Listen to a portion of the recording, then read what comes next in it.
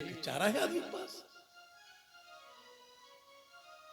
तो आज रानी सुनीति से नारद ने कहा कि तुम बेटी प्राण नहीं दे सकती, मैं तुम्हें एक वरदान दे रहा हूं, क्या हो गया आपको? तो रानी ने कहा महाराज आप संत हो, आपसे क्या बताएं, कुछ बातें हैं जो छुपा कर रखती है औरत। तो नारद ने बंद बात पूछा कि का बरसा थोड़ी भई या कहीं गया किसान, कई खेत बंजर पड़े कहा रची भगवान। तो रानी रो कर बोली कि बाबा ना वर्षा थोड़ी गई ना मेरा कहीं गया किसान, खेत बीज उपजे नहीं सुनो संत भगवान। किसान है, वर्षा होती है, लेकिन बीज नहीं उत्पन्न हुआ। तो नारद समझ गए इसको औलाद चाहिए। तो नारद ने कहा कि लौट जाओ, तुम्हें एक पुत्र का हम वरदान दे रहे हैं बेटी, एक पुत्र तुमको होगा। रानी बोली महाराज पुत्र कैसे होगा, अब तो पति पर कब्जा सबका हो गया। तो नारद ने कहा कि तुम बेटी लौट जाओ, एक मंत्र मैं बता दूं, इस मंत्र का तुम जाप करना, ओम नमो भगवते वासुदेवाय नमः। ये मंत्र जपना।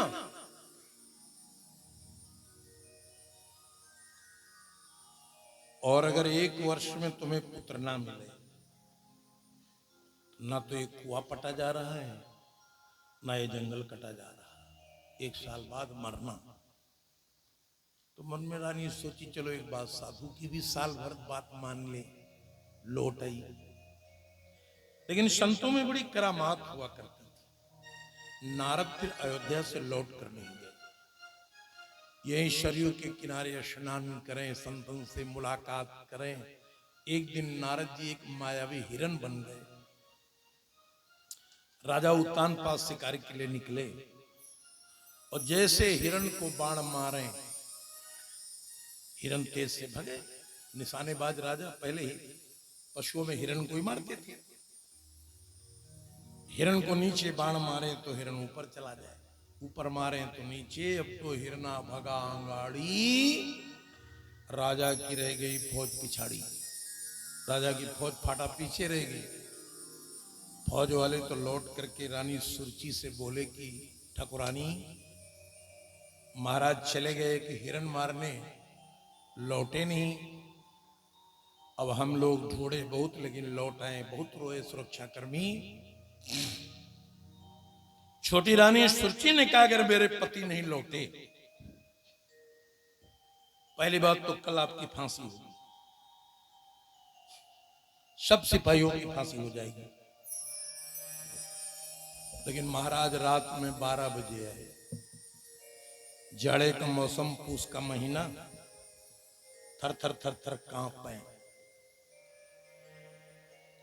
और ये रानी सुरची कोई पतिव्रता थी नहीं, ऐसे साधारण औरत थी।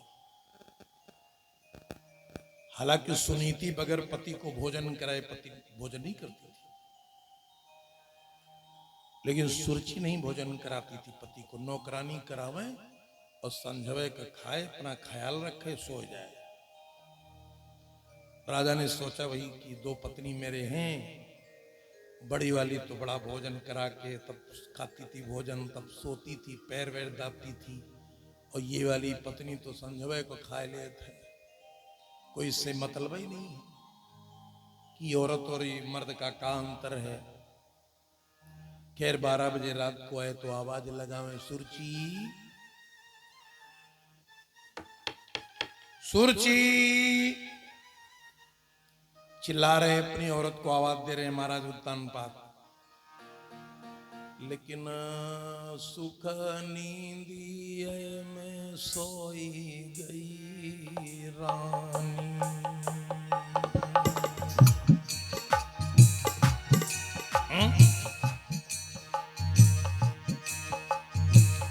इधर सुख नींदिए में सोए गई रानी।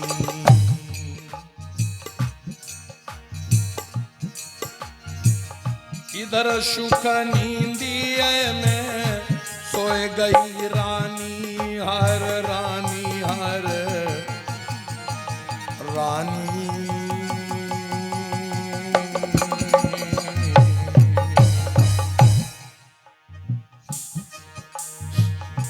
अपने बलम की सुने नहीं पानी।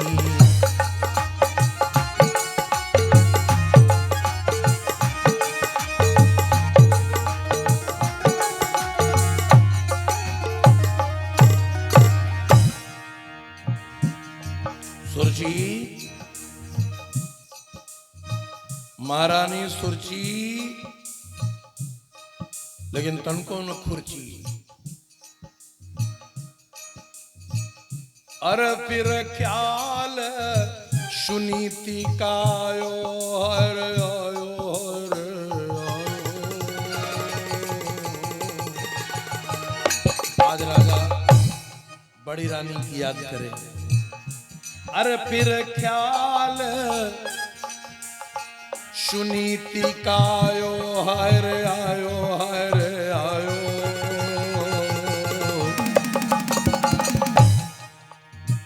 धीरे धीरे राजा फिर अटा पर धायो।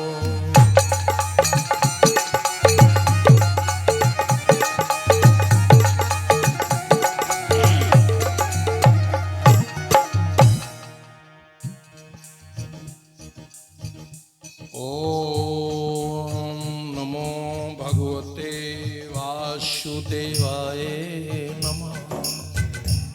रानी ये मंत्र जाप करे, राजा आवाज लगा रहे हैं। धीरे धीरे राजा फिर वचन सुनायो सुनायो।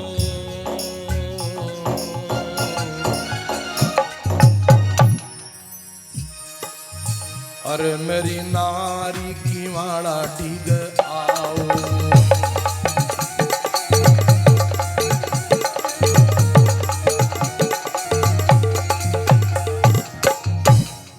राजा उत्तान पात आवाज लगा रहे हैं। सुनीति सुनीति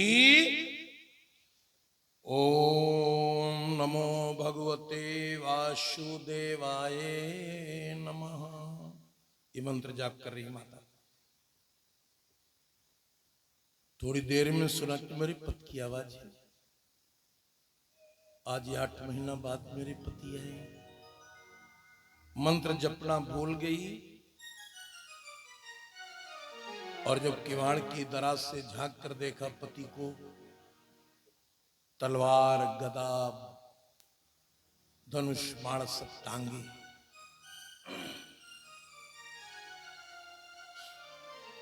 रानी थर थर थर थर कांपने लगी, रोने लगी कि आज मेरी सवत ने बहका दिया है, मेरी हत्या करने मेरे पति आ रहे हैं। इसलिए रानी चिल्लाने